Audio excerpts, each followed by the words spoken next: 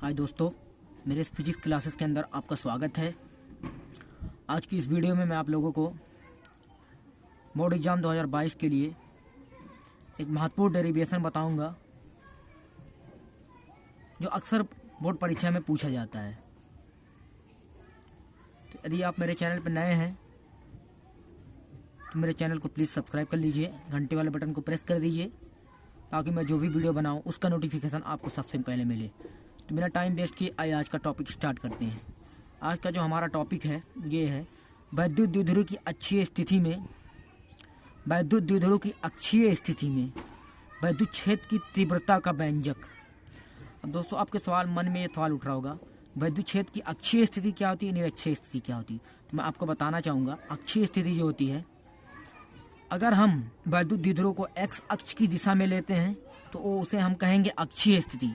अगर हम वाई अक्ष की दिशा में लेते हैं, जैसे ये वाई अक्ष हो गया, ये ए एक्स अक्ष होता है, ये वाई अक्ष होता है, ये वाई अक्ष हो गया, ए एक्स अक्ष हो गया। अगर वाई अक्ष की दिशा में लेते हैं वैद्युत द्विध्रुव को तो हम उसे निरक्षीय स्थिति कहते हैं, और अगर वैद्युत द्विध्रुव को एक्स अक्ष की दिशा में लेते हैं तो उसे हम अक्षीय स्थिति कहते हैं। तो बिना टाइम वेस्ट किए आइए और स्टार्ट करते हैं। देखिए यहाँ वीडियो में, फिगर में ए बी एक वैद्युत द्विध्रुव है। ए बी एक वैद्युत द्विध्रुव है। ए बी एक वैद्युत द्विध्रुव है जो प्लस क्यू माइनस क्यू आवेशों से मिलकर बना हुआ है, जिसकी लंबाई जो है वैद्युत द्विध्रुव की 2L मीटर है। ये मध्य बिंदु O है। जब ये मध्य बिंदु O हो गया तो ये वैद्युत द्विध्रुव दो भाग में बट गया। अब ये 2L था पूरी लंबाई, तो L हो गई आधी लंबाई, इधर आधी लंबाई L हो गई। अब यहाँ वैद्युत द्विध्रुव के मध्य बिंदु O से R दूरी पर एक बिंदु P है जिस पर हमें वैद्युत क्षेत्र की तीव्रता ज्ञात करनी है। R दूरी पर है, ठीक है, P है। अब आपके मन में क्वेश्चन हो रहा, प्लस क्यू के कारण यहाँ पर जो वैद्युत क्षेत्र की तीव्रता होगी E1 होगी, और जो माइनस क्यू के कारण होगी E2 होगी। क्योंकि अब देखिए, आप यहाँ पर क्वेश्चन ये उठ रहा होगा कि प्लस क्यू आवेश के कारण E2 वैद्युत क्षेत्र की तीव्रता, प्लस क्यू आवेश के कारण जो वैद्युत क्षेत्र की तीव्रता E2 क्यों होगी और माइनस क्यू आवेश के कारण E1 क्यों होगी। क्योंकि दोस्तों जो प्लस आवेश होता है वैद्युत क्षेत्र की तीव्रता उससे दूर होती है, उससे जो है उसकी डायरेक्शन होती है, दूर की तरफ होती है। और जो माइनस आवेश होता है वैद्युत क्षेत्र की तीव्रता उसी की ओर होती है, और जो प्लस आवेश होता है उसकी ओर ना होकर उससे दूर होती है, और जो माइनस होता है उसी की ओर होती है। इसलिए E2 जो है इसी की डायरेक्शन इस दिशा में दिखाई गई है और E1 की इस दिशा में दिखाई गई है, क्योंकि प्लस आवेश से दूर की ओर होती है और माइनस आवेश से उसी की तरफ होती है। तो आइए आपको समझाते हैं। आइए लिखकर आपको हम सिंपल तरीके से बता देते हैं। यहाँ लिख लीजिए आप, माना AB एक वैद्युत द्विध्रुव है, ताकि आपको दिक्कत ना हो बोर्ड एग्जाम में, ताकि आप लिख भी सकें, इसलिए हम आपको लिख के बता दे रहे हैं। माना AB एक वैद्युत द्विध्रुव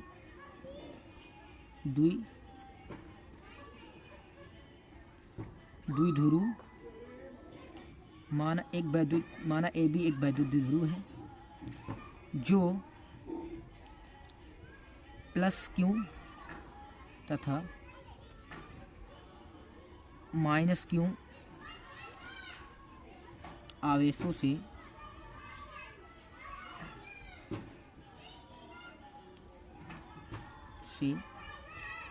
मिलकर बना है।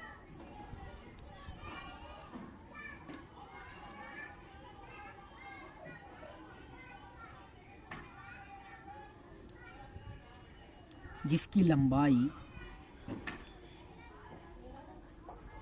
कितना दोस्तों, जिसकी लंबाई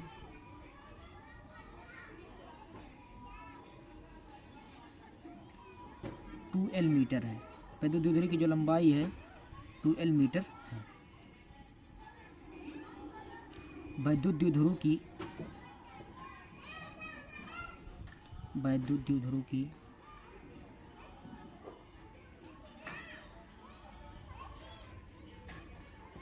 अक्षीय स्थिति में, वैद्युत द्विध्रुव की अक्षीय स्थिति में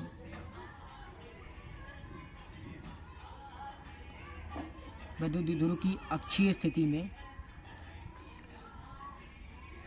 वैद्युत द्विध्रुव के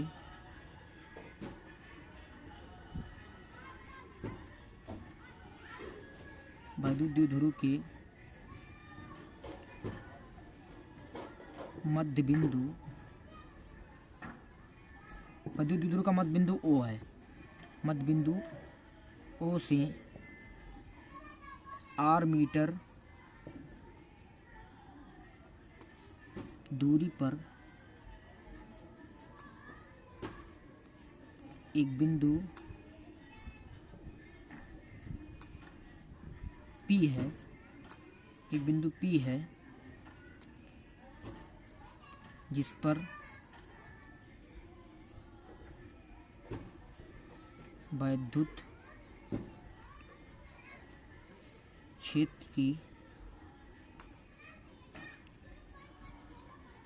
तीव्रता ज्ञात करनी है।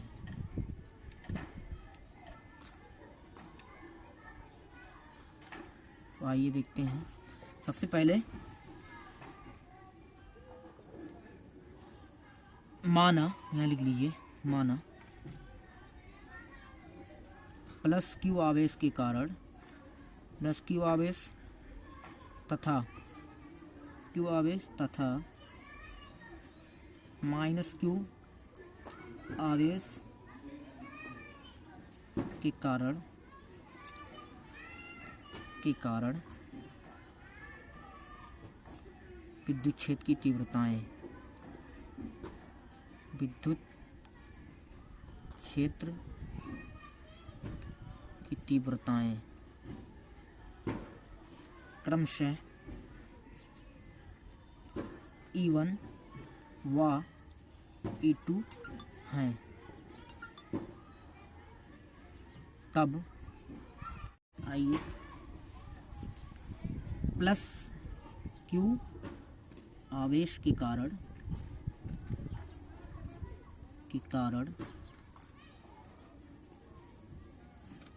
बिंदु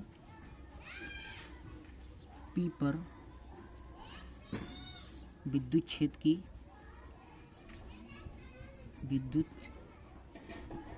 की तीव्रता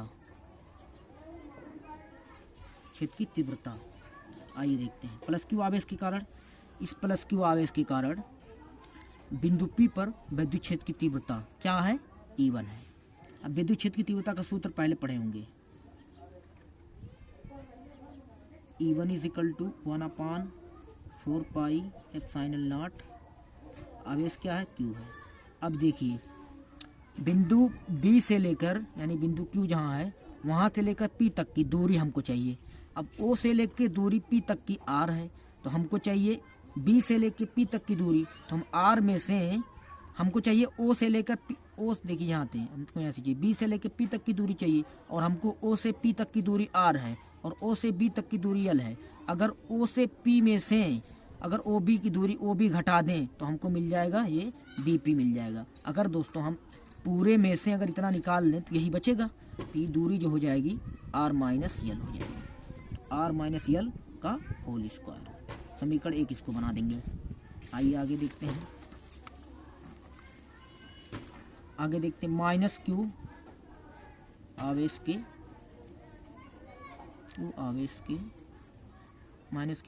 के कारण, माइनस क्यू आवेश के कारण देखिए आइए E2 थी, हमने जो माना था E2 बराबर 1/4 पाई एप्सिलॉन नॉट Q बटे, अब इधर देखिए दोस्तों फिगर में,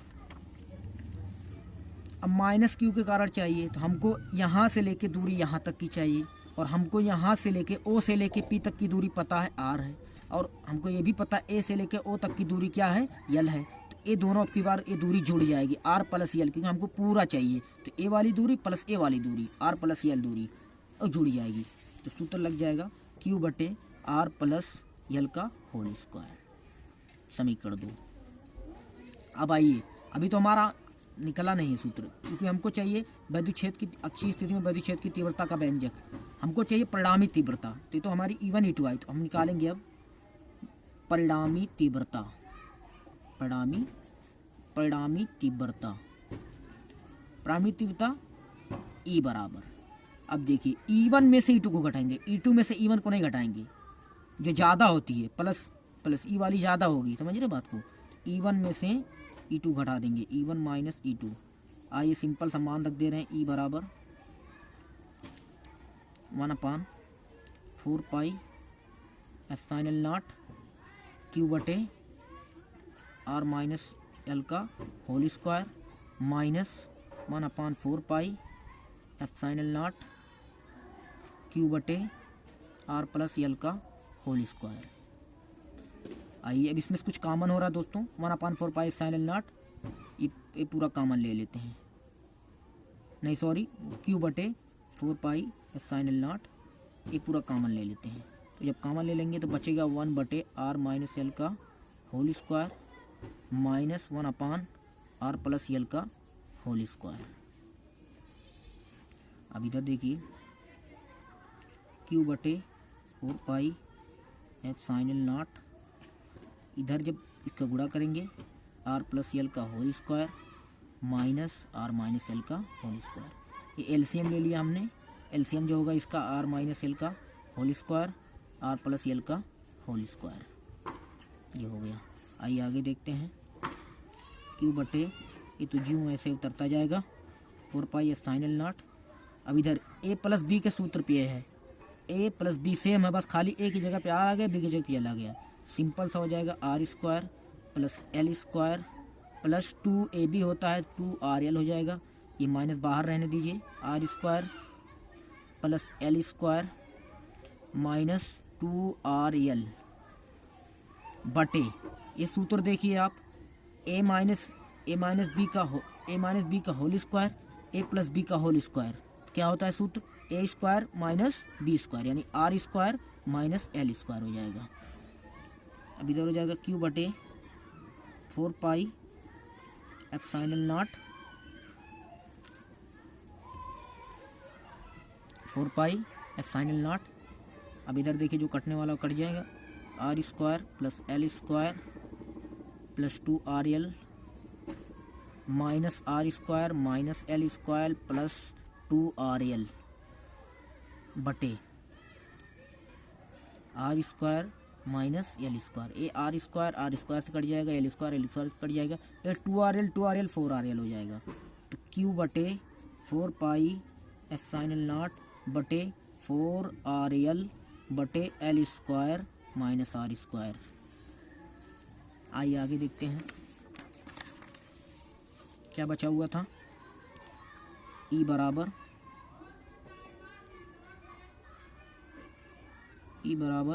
क्यू बटे 4 पाई एप्सिलॉन नॉट 4RL बटे R square minus L square. अब यहाँ एक फार्मूला हम बताएंगे, यहाँ लिख लेते हैं 2 इंटू 2QL इंटू R,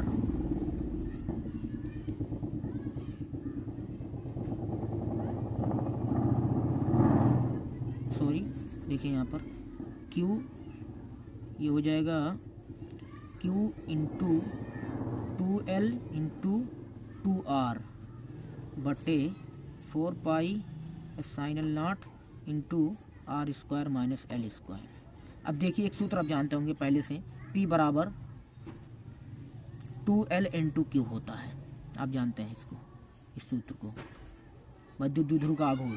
तो यहाँ पर हम रख देंगे Q इंटू 2L की जगह पे P रख देंगे, P बटे 4 pi epsilon not into 2R बटे R स्क्वायर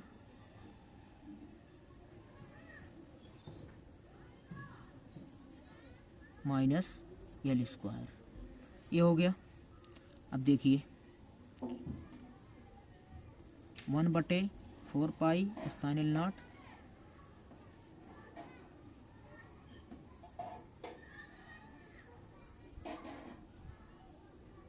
टू PR बटे R square minus L square.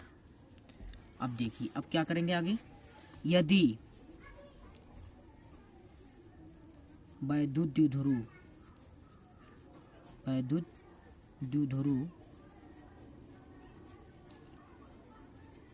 अत्यंत या अल्प हो, यदि जो हमारा विद्युत द्विध्रुव अत्यंत अल्प हो तो आर की तुलना में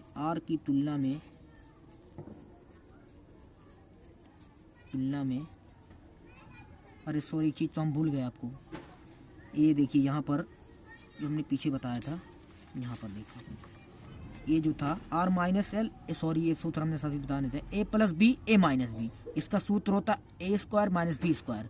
ऑलरेडी स्क्वायर था तो इसका स्क्वायर तो आप चढ़ेगा ऊपर ना, वही चीज़ हम भूल गए थे इसीलिए कंफ्यूज हो गए थे। तो इधर हो जाएगा होल स्क्वायर, इधर भी होल स्क्वायर कर लीजिए, इधर भी होल स्क्वायर कर लीजिए, इधर भी होल स्क्वायर कर लीजिए। अब देखिए तुलना में, आर की तुलना में अगर यदि वैद्युत द्विध्रुव जो हमारा बहुत छोटा हो जाए, ये जो देखिए वैद्युत द्विध्रुव है, अगर ये वैद्युत द्विध्रुव है जो ए बी हम पी यहाँ से ले रहे हैं, यहाँ से ये जो वैद्युत द्विध्रुव अत्यंत अल्प हो जाए, एकदम छोटा हो जाए, तो उसकी तुलना में आर की तुलना में एल बराबर 0 हो जाएगा।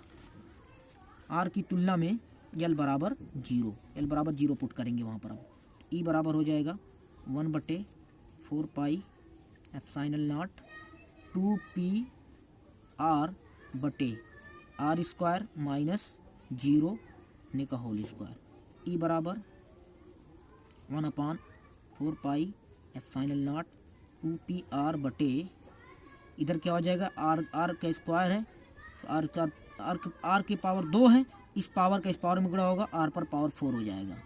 अब देखिए ई बराबर 1/4 पाई एप्सिलॉन नॉट, आर से आकार कैंसिल होगा, 2p बटे आर क्यूब, ये हमारा आर क्यूब, ये हमारा है व्यंजक। यही वैद्युत द्विध्रुव की अच्छी स्थिति में वैद्युत क्षेत्र की तीव्रता का व्यंजक होता है।